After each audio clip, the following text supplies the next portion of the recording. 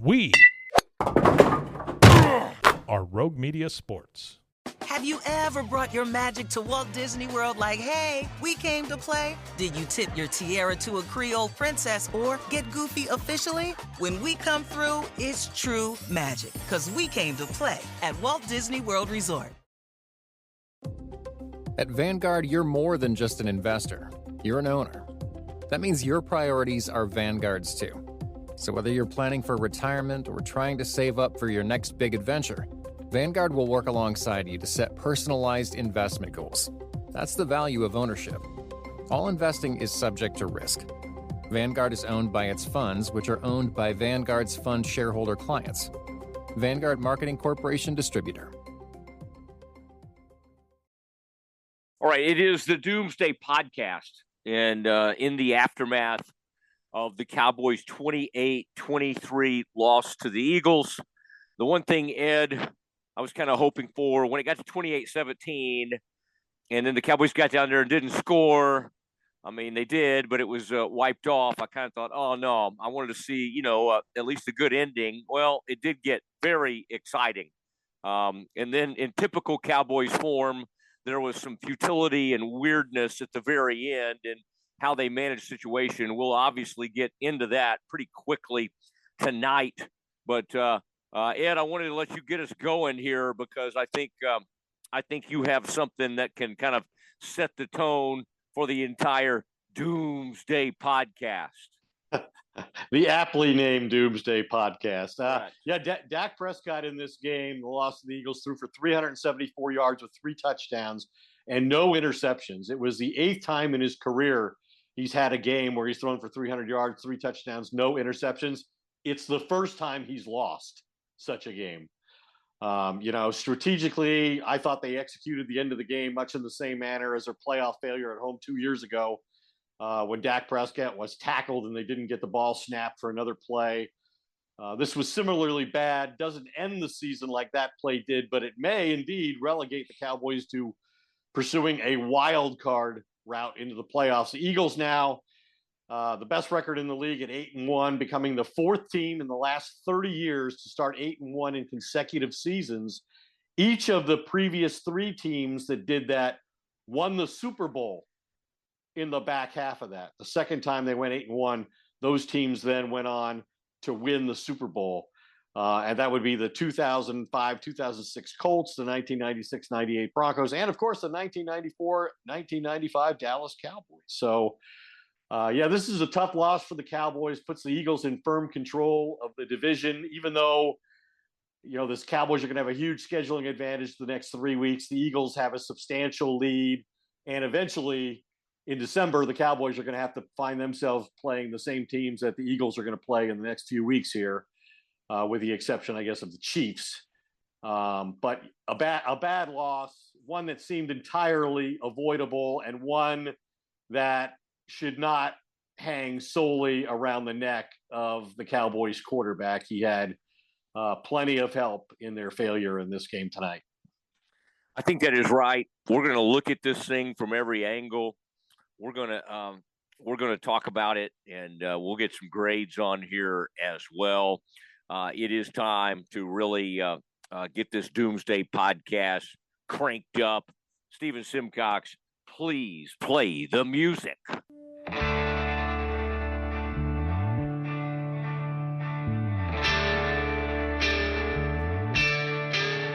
All right, there it is. Cowboys do lose 28-23. And Ed, we've already had time to, as we tape this tonight, listen in to Mike McCarthy, who does believe, of course, his takeaway is that he loves his team's play style. He loves his team, loves the way they played. Dak also after the game saying, hey, both of them saying, hey, it's a game of inches type deal, and they just need to make that last inch. And I feel like we've heard this one before. I think most fans don't really take this as some kind of like huge moment of confidence, like let's feel good about the right. I mean, you and I are both in agreement that the division race is basically over at this point. They trail the Eagles by 2.5 games, and they're not showing signs. I mean, if they were showing signs of slowing down, it was tonight. It was against these Cowboys, and they were there for the taking, and the Cowboys couldn't make some of the key plays that needed to be made. And Ed, we got to start with just the whole last, 8 minutes of that game. I mean, Cowboys. We thought they were back in it. That call was overturned.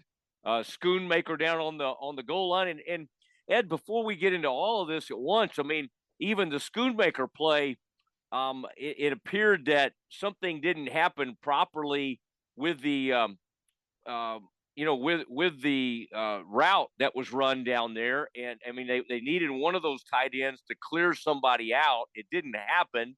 And that's maybe one of the reasons why that route, people were wondering why it wasn't run deeper and actually get in the end zone. But it was part of the reason it came up short. But Ed, it started a series of things that undermined the Cowboys and ultimately led to them losing. Yeah, I mean, you had, it was a series of plays where there was just a lack of precise execution required in a game of this magnitude and against an opponent, this worthy. I mean, we said last week after what happened in San Francisco that no, it wasn't enough for the Cowboys to go demonstrate that they could play with the good teams in the NFC, the top teams. They did that. They don't know how to play the 49ers, and that's evident. They lost by 32 points to the 49ers, their third straight loss. They know how to play the Eagles. They play the Eagles twice a year. Dak Prescott going into this game 8-3 as a starting quarterback against the Eagles. But you have an opportunity, obviously. Their quarterback Jalen Hurts is playing with an injury and aggravated it in the first half of the game. He's not the same player. But his receivers routinely won outside, and then the Cowboys just failed to execute the Luke Schoonmaker play on fourth down. It's a rub route. He doesn't get deep enough. His knees down before the ball breaks the plane. The Cowboys defense rose up and forced a 3-and-out, so they got favorable field position again. In fact, they forced 3-and-outs 2 times in a row. And then Dak tries to make it a 3-point game after the next touchdown. And again, he steps out of bounds kind of in the open field before he breaks the plane with the ball. And now they've got to get a touchdown in the last drive instead of just kicking a Brandon Aubrey field goal and taking the Eagles to overtime. So it was a number of just small imprecisions. The Cowboys defense needs a turnover. They only win when they create turnovers. They had 3 chances with the ball either on the ground or knocked out of Jalen Hurts' hands. And the Eagles make the play and retain possession all 3 times, including that chance they had there at the end of the game in the fourth quarter. So, and then there's just, I think you want to feel like when my team has a chance, if you're a Cowboys fan, they execute well. They know what they're doing. They're well managed. They're well coached. And again, you just don't see that with this offense. I mean, the last 2 drives, it seemed like there was no urgency the next to last time they had the ball, and that Mike McCarthy was just going to try and run the clock as much as he could and score the touchdown to win the game and have that be the end of it, and didn't allow enough time or timeouts to be remaining if they failed, as they did. And then you saw what happened. They get a first down at the 6, and their final play, because of a sack, a delay of game penalty, and a hold, is back at the 27-yard line. And then they throw the ball short of the goal line. I mean, just a bunch of things that don't make sense. Now, I didn't mind that because I really liked CD's chances of kind of getting around like 7 defenders. I thought he could just juke them all and somehow get through there. I think that was just more for the excitement. It felt like almost the end of that one Super Bowl where the Titans were down there. McNair, throws the ball, and he comes Kevin up. Dyson gets tackled Dyson short. Is 1 yard short, but he didn't even get it 1 yard short, and the Eagles win that game. Ed, just to stay here for a little bit on that sequence you're talking about, they get all the way down there.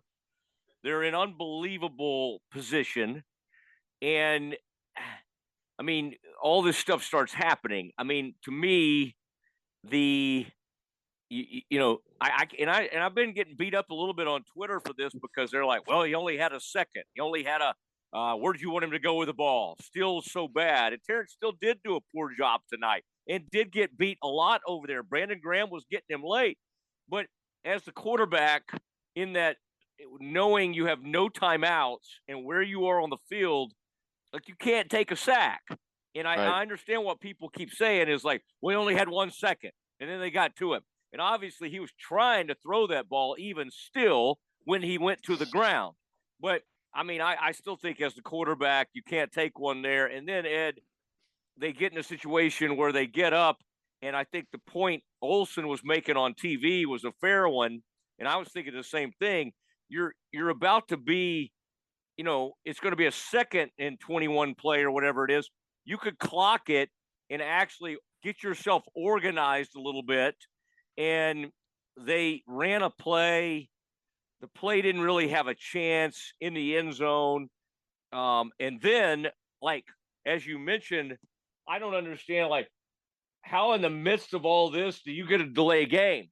Do you just like, okay, the clock stopped and you're talking so much about your play that you just can't even get a play off? Is it just too much going on? So, like, all this play style and stuff that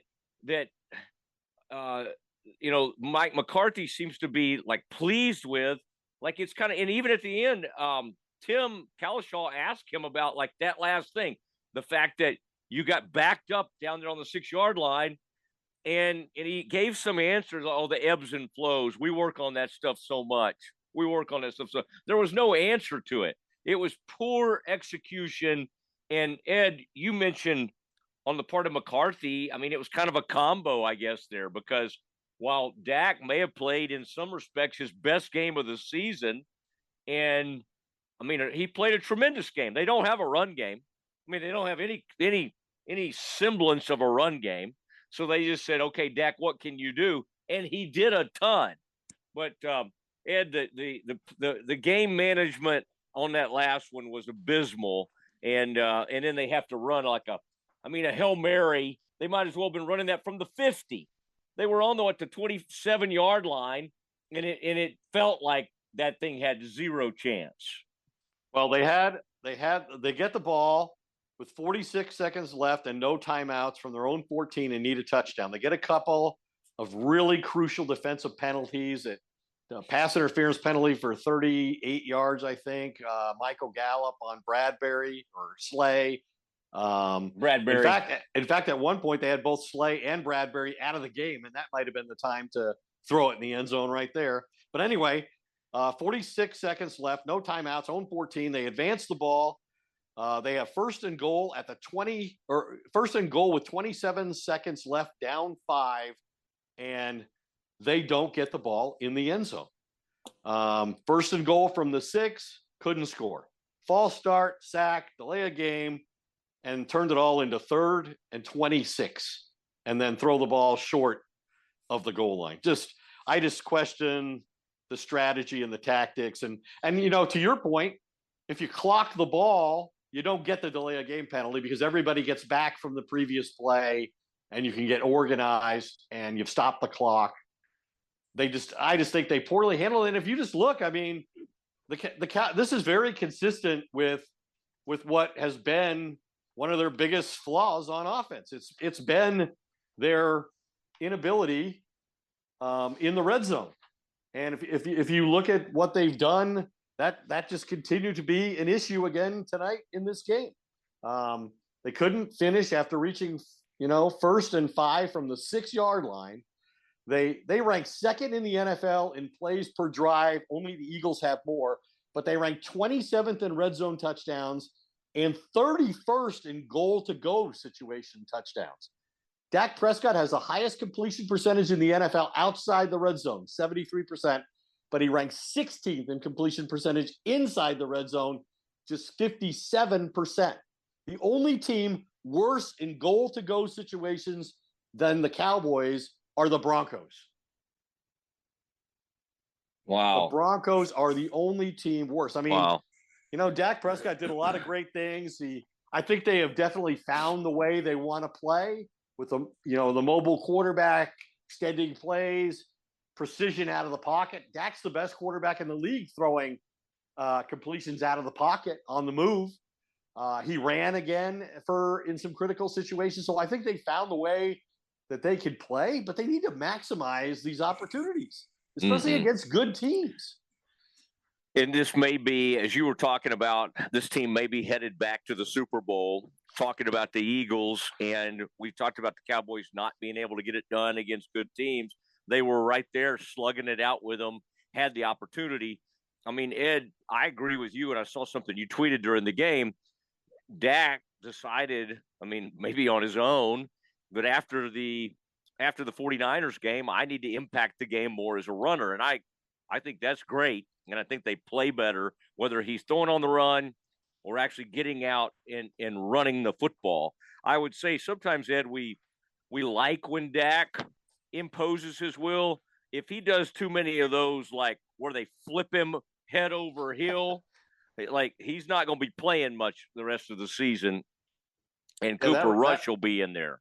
That reminded me of the Seattle game where he ran for a big first down to get down close and basically clinch the playoff win against the Seahawks early in his career. But yeah, I mean, he's the first quarterback in Cowboys history to have 10 career games with 350 yards passing and 3 touchdowns. He was 4 of 4 for 75 yards and a touchdown outside the pocket. Now completing 82% of his passes with 2 touchdowns from outside the pocket the last 3 games. To your point, after the 49ers loss, there was a period of introspection, and Dak during the bye week said, I decided there was more I could do. There was something I could bring that I haven't, and that's using my mobility, and we've seen the results of that. It's a dramatically different looking offense, a far more explosive offense. They just failed at the worst possible times in this game tonight, and it's not just that last sequence of plays. It's the series before that where they basically tried to win the game on that series and run the clock down to nothing, knowing that, well, if we fail, we've left ourselves little time to force an Eagles punt or even a turnover that they almost had and go try a second opportunity to win the game. So I don't know. I just think they just didn't give themselves their best chance to win the game tonight in a lot of different situations. As my dad once said to me, when I said, Dad, I'm sorry, I forgot my wallet at the airport. I said it was really dumb of me trying to follow my sword. And he said, no, it was double dumb. And I think that's what the Cowboys do when they continue. Now, but back to your point, Ed, there was another play we hadn't even mentioned. You're in a situation where the Eagles, where you're trading touchdowns. The Cowboys defense at that point in the game was not making any stops. And you knew the Eagles were going to get the ball at first of the second half. Cowboys were driving near midfield and or past midfield, actually, into Eagles territory. And Gallup has a big drop. Yeah. And Michael ended up coming and had a real clutch catch later in the game. We mentioned that, but that was and I kind of joked on Twitter. I thought Gallup was just shocked that anybody came to him with the ball, but it looked like the ball got on him in a hurry and he just dropped it.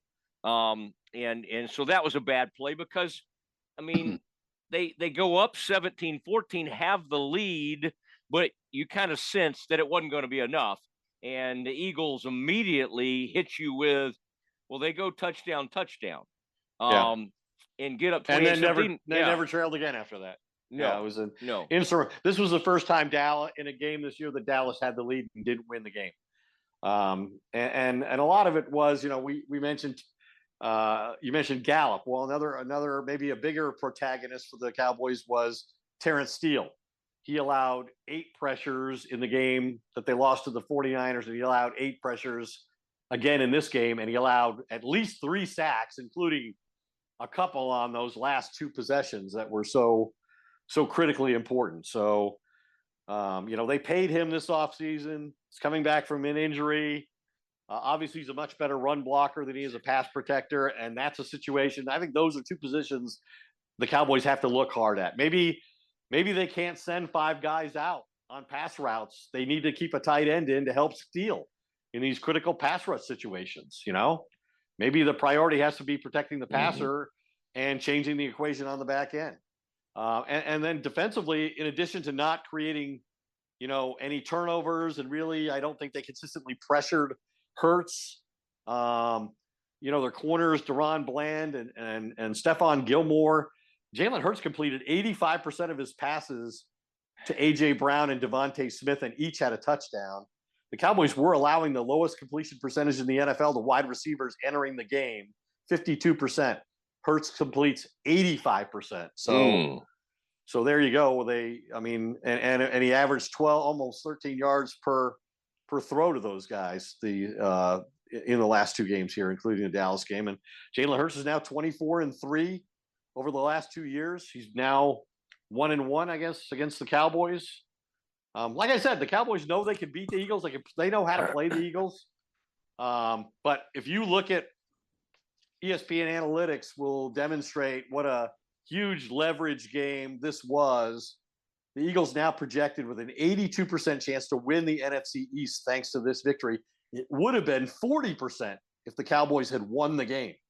And as we all know, the NFC East has not had a repeat champion since the 2004 Eagles. That's the longest such streak in NFL history. And the Eagles now on a course to win back-to-back division championships. Yeah, earlier, by the way, when you were talking that one stat about how teams that start like the Eagles, what they've been able to do, teams that have been to the Super Bowl, what they do if they start like that the next year. You mentioned the Colts. We were in Miami that year. That was against Chicago. That was against the Chicago Bears, and Peyton got his first Super Bowl ring. And you remember the starting quarterback for the Bears in that game? Rex Grossman. It's always one of my favorites. Rex Grossman starting at a Super Bowl. That just makes so much sense.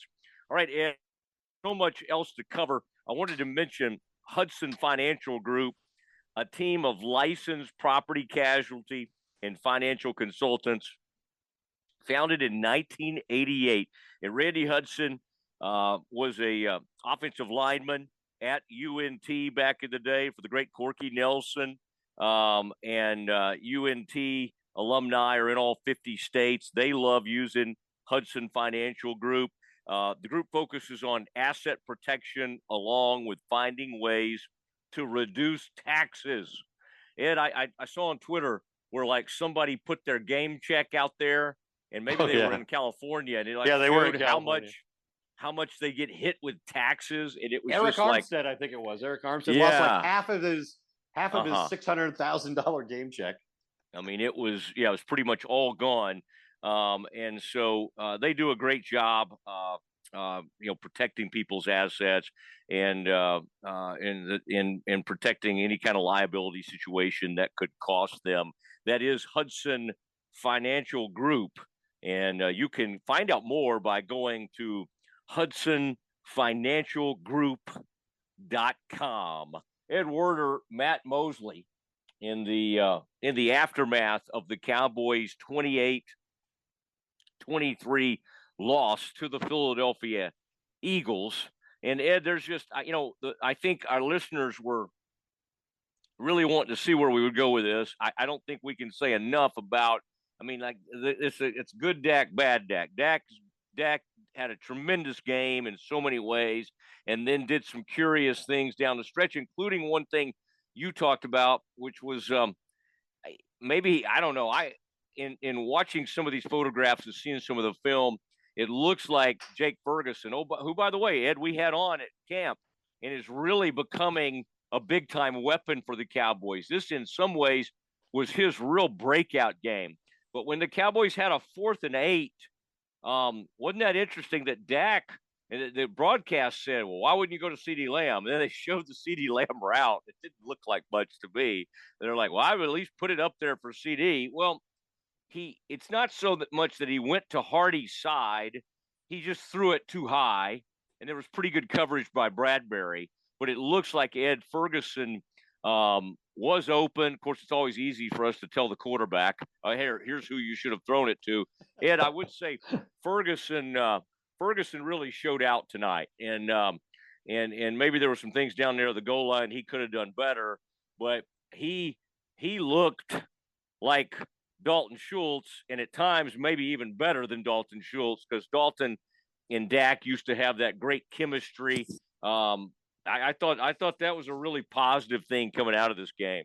Well, yeah, Dalton Schultz, who signed as a free agent with the Texans and had a huge game himself today, as C.J. Stroud threw for 450 yards, 470 yards with 5 touchdowns and no interceptions. A historic performance by a rookie quarterback in NFL history.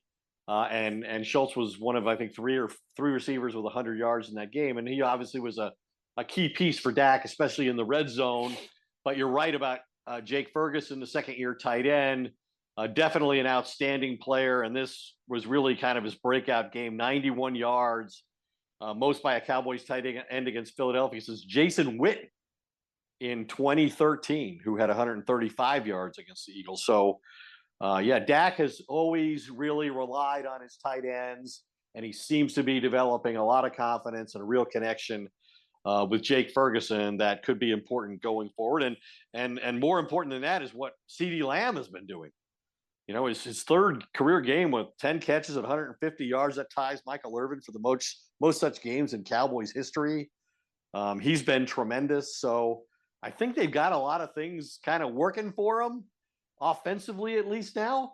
But they need the defense to get back to creating turnovers in short fields so that they can, score 30 points and win these games. It's going to be a struggle for them now to chase Philadelphia down in the division. Even though I think they'll make some gains these next couple of weeks just because of, who they're playing. The Cowboys are at home against the Giants. Then they're on the road against Carolina. Then they're home against Washington. Like, hard to imagine they don't win all 3 of those games. And then the Eagles have a much, much harder track with their next 3 games. I can't remember who it is that they play, but I think the Chiefs are on that list. I had it here somewhere. They have a bye coming up, and then they'll come out of that.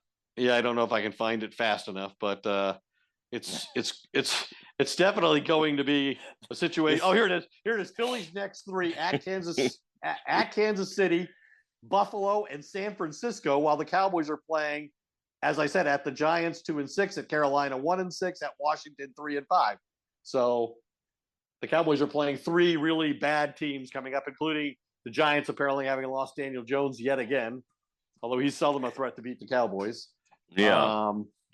Anyway, but yeah, so yeah, they can cut their deficit in these next few weeks, but then they've got to go play, Seattle, and they've got to play Miami and Buffalo and Detroit late in the year. So it's going to be a real struggle ultimately, but they may make it close again before that happens. Yeah, I mean, the thing is, if they'd have won this game and then had those relatively easy games coming up, boy, you would have felt great. And including who the Eagles are playing, you would have had to feel, because the Eagles have not looked invincible. They really got pushed by the Commanders. Commanders won today to be 4-5. Of the next 3 games you just threw out, I would say Washington's obviously the better team. The poor Carolina rookie quarterback looks lost. I think he had 2 pick sixes today. And to the same defender. Can you imagine those fans looking at those 2 quarterbacks in that game? Oh my God! Can you imagine those fans and then seeing C.J. Stroud on the same day have a historic rookie performance? Yeah, he's given up a lot of points off turnovers. I think 85 points off his turnovers this year. Carolina is like second to New England in terms of points being scored against them off their turnovers. So that should be a feast for the Cowboys defense and Dan Quinn. But the defense needs to show they can create those opportunities against better competition. We've seen them over time be capable of that. I'm not sure we've seen it this year yet. Somebody said that the Texans quarterback and the Panthers quarterback, the top 2 picks in the draft, combined for 8 touchdowns today, and they were including the pick sixes as part of that. Snarky Twitter. Yeah. You would never be part of that. What about by the way, the tush push, which I know is the most unstoppable, the brotherly shove, as they call it with Philly. Please call it the brotherly shove. I hate the tush push, and so does Dak. Dak told us this week he hates that term. So let's use the brotherly shove, which is what Nick Sirianni prefers. That's fine. Oh, Sirianni. Boy, Cowboys fans hate this guy. Whoa. There was some snarly stuff they hate him doing. as much as they hate their own coach. I don't know. I don't know about that. That is the Twitter question of Twitter questions right now. Which head coach of the NFL do the Cowboys hate most? Their own or Nick Sirianni? But the saddest thought of the night, Ed, they couldn't get whoever they were trying to run another defensive tackle out there against the brotherly shove. And then as they showed the replay, there's poor Damon Clark. Getting down knocked to into the end zone. 3-point stance. Yeah, he's got no chance. And so that is a ridiculous thing. The Eagles, with the brotherly shove and with their other complement of plays, they're the best team. I think they were 7 for 14 on third downs today and perfect on fourth downs against the Cowboys. So they are the best third and fourth down team in football. And a lot of it is the brotherly shove play, which I know last year before the Eagles game, Dan Quinn had all kinds of strategic thoughts and practice different plays to try to stop that particular play. I didn't notice them doing that during this week of practice when I went out there. And they were no more successful. So maybe it was best that he didn't waste any time preparing for it, because nobody seems capable of stopping it, although they did fumble it away against the Commanders last week. But yeah, it's an unstoppable play. And then they used it to get out of their own end zone after the tight end was, deemed down on the half-yard line. Schoonmaker, the Eagles used the same brotherly shove play to knock it out 3 yards, and Micah Parsons was like crowd surfing on that one. Hey, by the way, if you notice with the Cowboys, and they got credit for getting it on that on their own brotherly shove or whatever they did. Have you noticed that Dak never is able to get forward on those quarterback snakes? Like, he's a mobile quarterback, and yet he's always kind of just desperately trying to get a yard, and he can't really do it.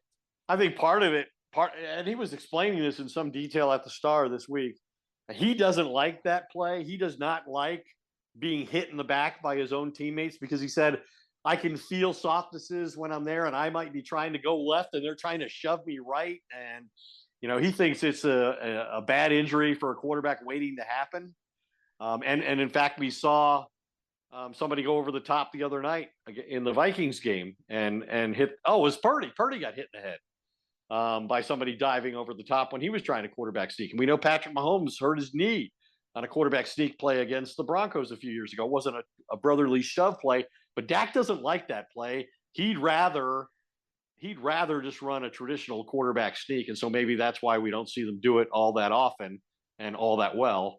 But the key to the whole thing is just they wedge people in, and their guys get low and gain the leverage advantage down there. And then they got a quarterback who squats 600 pounds, and Dak Prescott doesn't do that. Yeah, I mean, maybe that's something he can work on in the offseason. All right, we're getting ready for our stretch plays. Real quick, wanted to tell you about Marable Homes, Marable, timeless classic homes, very approachable homes. Now, make no mistake, these are luxury homes, but you want a luxury home. You want a home, whether you're out on the golf course, kind of near where Ed is, out there, Bridlewood, or whatever those courses are out toward Flower Mound, or wherever you are, man, you want to be in one of those gorgeous homes. Now, they're building them in Lake Highlands, Preston Hollow, Park Cities, Lakewood, Forest Hills. What a gorgeous part of Dallas that is. Would they come over to Fort Worth? I think the answer is yes. Richardson. And now they are building homes on Cedar Creek Lake, one of the most picturesque lakes in the state of Texas. And I happen to grow up right down there by that lake in Kaufman County. So love having Marable Homes with us. And in fact, they're on a big tour of homes coming up in the Lake Highlands area around Christmas time. And people are signing up because they want to see the home that Blake Marable and Amy Marable actually live in. Okay, very, very cool opportunity there at Marable Homes. It is now time to talk to Glenn Stretch Smith. It is Stretch Play. And it is Stretch Plays, Glenn Stretch Smith. And Stretch is getting in position. He's got to do WFAA Channel 8, our local ABC affiliate, Dallas-Fort Worth tonight. Stretch, welcome in to the Doomsday podcast. And people out there on Twitter are already like, oh, man, what's Stretch going to do? What's Stretch going to say? So let's start with that. I want to have you weigh in. You know, obviously Dak had some great moments in that game and had one of his better performances of the season. That last sequence, first of all, they weren't real quick in getting down there. They don't get it on 4th and 8. Then they get it all the way down the field, and then he takes a sack. They don't clock it. They, throw a pass 5 yards short of the end zone. How much of that do you put on, like, game management, McCarthy, and how much of that is on Dak in your mind, that whole sequence? They took 2 sacks, correct? Took back-to-back sacks, if Correct. I remember it correctly. Okay, so one thing you got to know with no timeouts, cannot take a sack in that situation. Now, I hate to really start what I feel like is giving grades here with the negative when I see a young man that I thought maybe played the best I've seen him play. He made great reads. He did exactly what he needed to do as far as I thought delivering the football. I thought he made some plays, kept things alive with his legs. I thought he made some checks. They were checking a light box.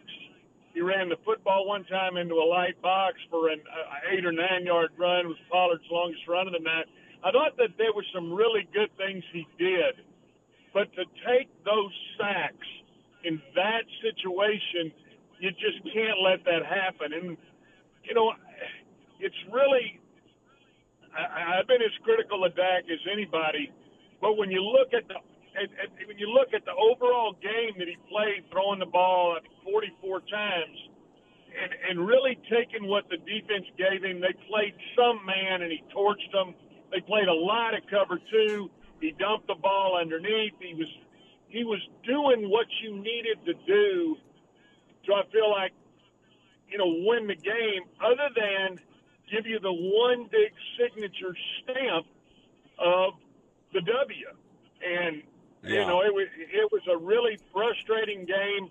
But in that particular situation, he's got to know and he's got to understand better where they're at in the football game and be able to and feel that rush and be able to know I got to get rid of this football. And I thought he played one of his better games from a positive standpoint. I thought Terrence Steele played the worst game that I've seen him play since he was a free agent out of Texas Tech. I mean, he was getting whipped. We can blame McCarthy. We can blame, whoever for not kind of suggesting that they give Terrence some help, whether with the back, whether they put the tight end over there, whether they can do some things to help him. But I thought Dallas offensively, I really thought played really well, and I thought they did what the defense, and they took what the defense gave them. And so, overall, I'm pleased, other than with Terrence Steele, with what you got out of the Dallas offense. Now, I'm going to say this. I mean, Gallup had a critical drop. Ferguson on that rub situation, he has got to make that linebacker run over the top of him.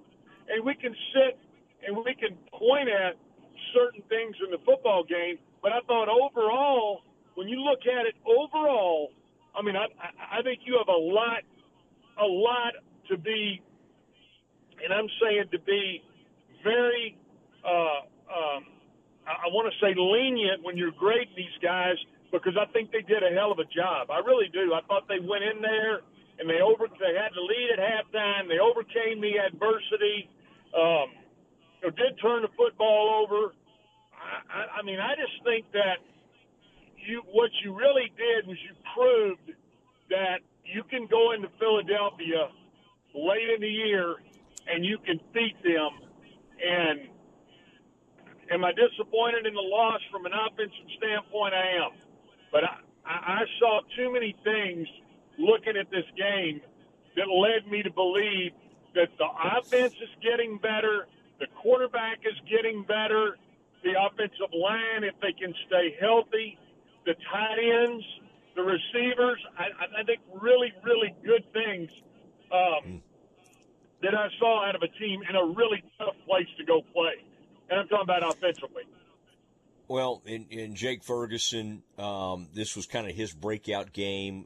Tolbert did some good things. Gallup had the drop, which was a bad one that led to them having to settle for that field goal right before the half. And that was a time when they were really trading scores, and it was kind of who was going to blink first, and it ended up being the Cowboys. But I like that, a somewhat lenient stretch that our listener, I like it when you kind of throw a little change up, because everybody thought, oh my gosh, what is Stretch going to say after this epic failure? But I hear what you're saying. They, in a lot of ways, did some good things and have some things to build on. Over on the defensive side, it obviously the Eagles had some success, and let's start with the secondary.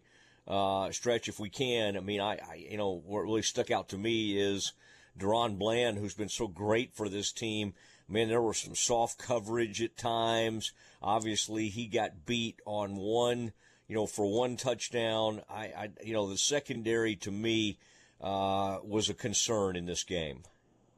Well, he got beat on the stutter go by Devontae Smith. Good route, good throw. Anybody gets beat on that. I thought the PI on Stephon early in the game was a really bad call. I thought that the Eagles went at Lewis early in the game and said, we're going to take that matchup, whether it be Brown or Goddard in the slot. I thought Dallas recovered and did a nice job there. I'm talking about of adjusting. I think Bland is a good football player. Now, was he scared of getting beat deep? Yeah. Did he play soft at times? Yeah. Was he letting it kind of, stay in front of him? Absolutely he was. But I'm not going to come out and say that they played poor. I thought they played well enough in the secondary to win the football game. I thought that the biggest plays in the game, again, to me, was that PI on Stephon, and then they don't call the holding on Parsons when Hurts got out of the pocket. Defensive line wise, I thought they did a nice job. I think with Bell in there at linebacker, they're lighting the ass.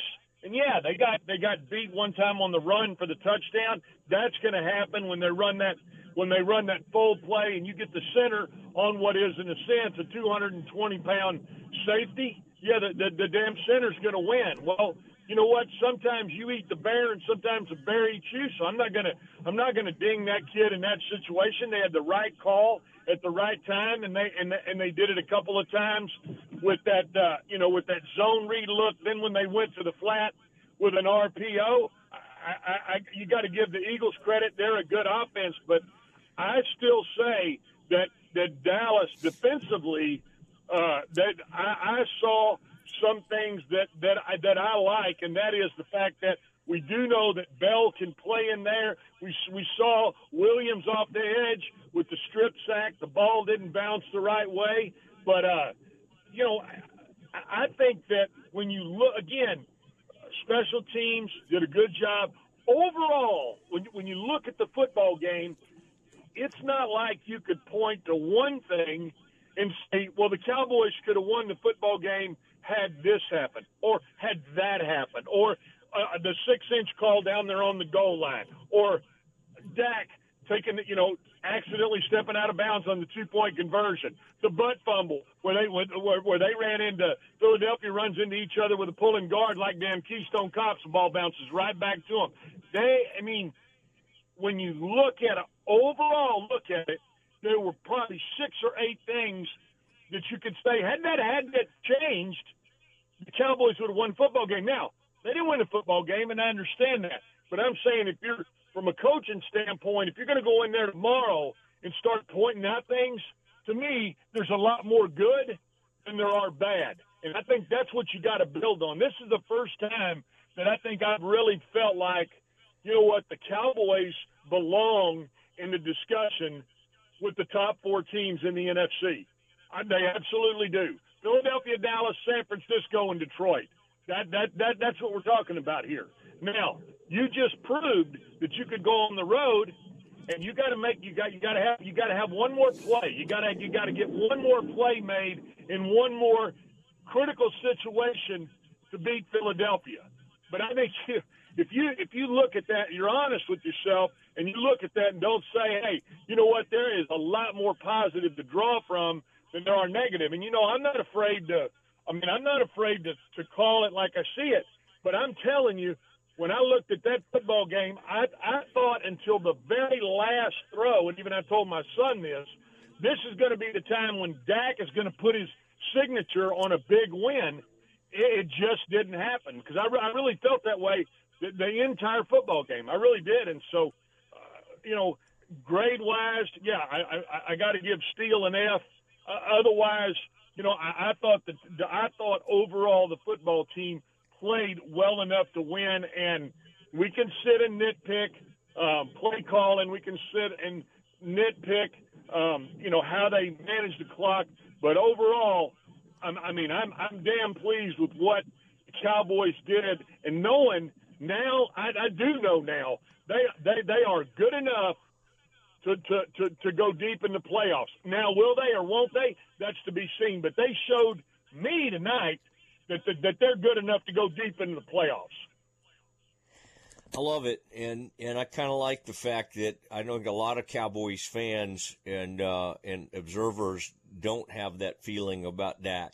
They're wondering what's going to happen. It's going to go the wrong direction, and yet your gut was telling you for most of the game, I think he's going to go do something well. I think he's going to go pull this game out, and he almost did it. He almost did it, and they had a lot of things. And like you said, Micah is an opportunistic player, and they basically tried to hand it to the Cowboys with that crazy play where they ran into each other, and Micah it squeezed away from him. There's no rhyme or reason to how that offensive lineman found that ball. He reached out and just found a surprise, and that caused the Cowboys they would have had a very short field there to be working with and had an even better chance.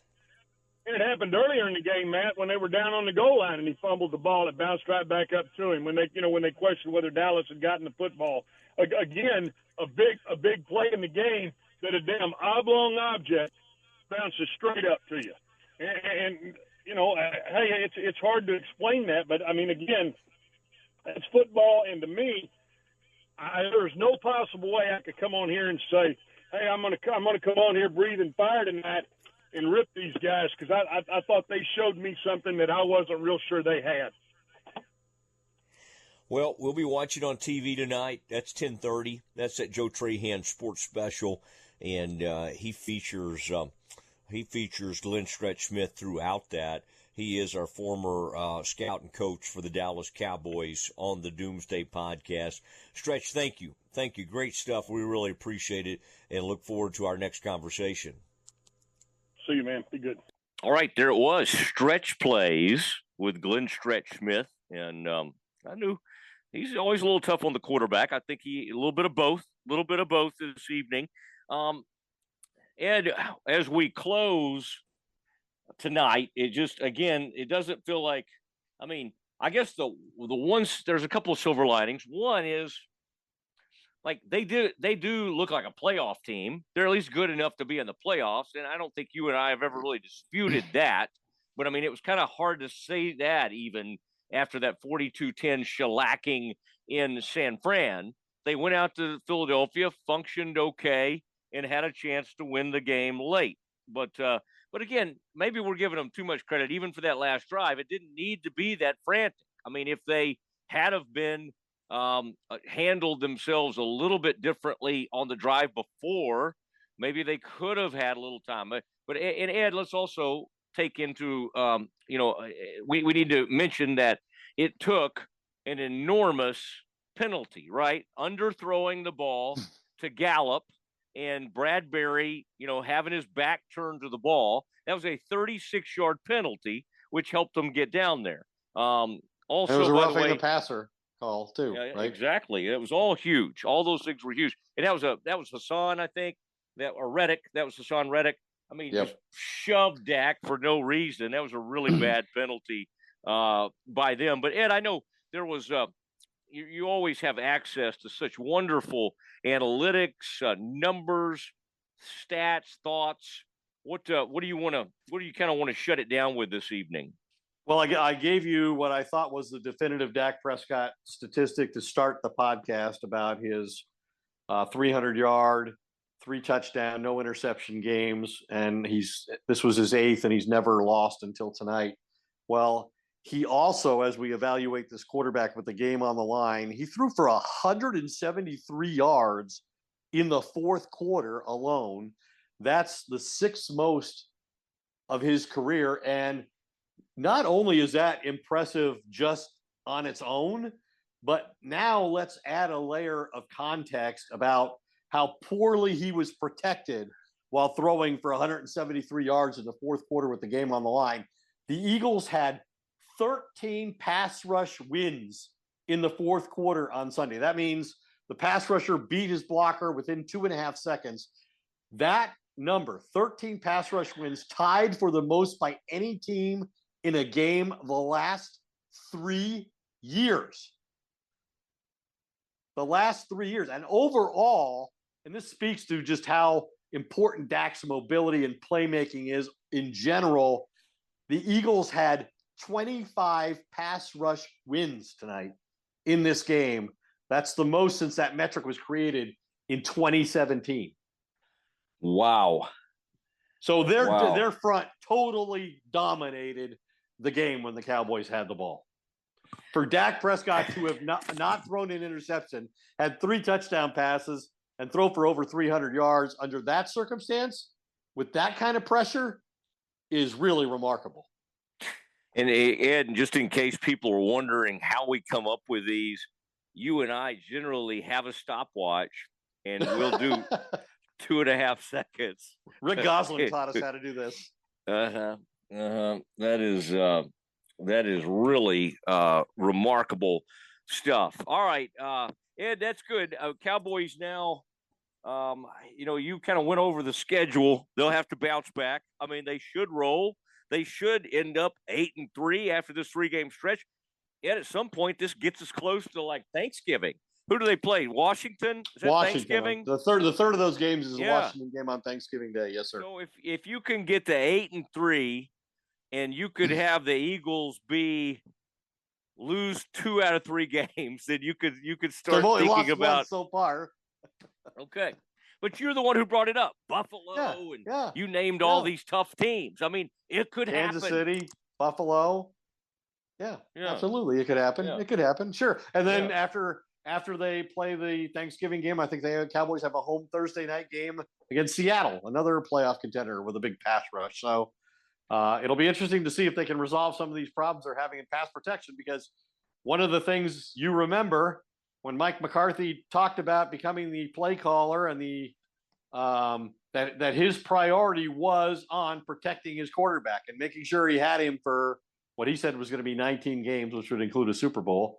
And so far, Dak doesn't seem like he's been physically beaten up too bad, but he's avoided a lot of it himself, using his own ability to extend plays and move within the pocket.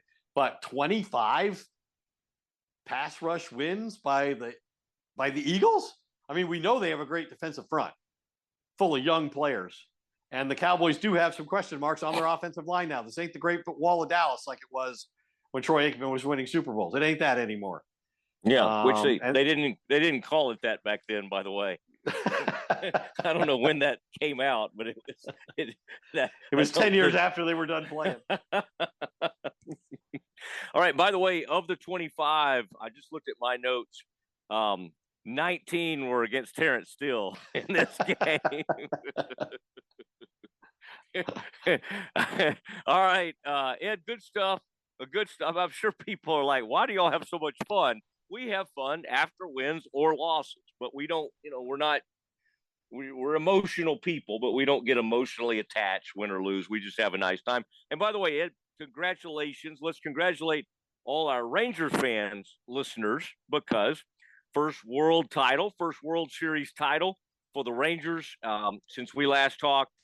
What an enormous week this has been. The parade, Bruce Bochy, all of it is just so. And even tonight, as the Cowboys lost, I kind of and yesterday my alma mater Baylor had another horrendous loss. The team went for 2 and beat them to end the game, and I just keep thinking back on this Rangers thing because I was a Rangers fan as a kid.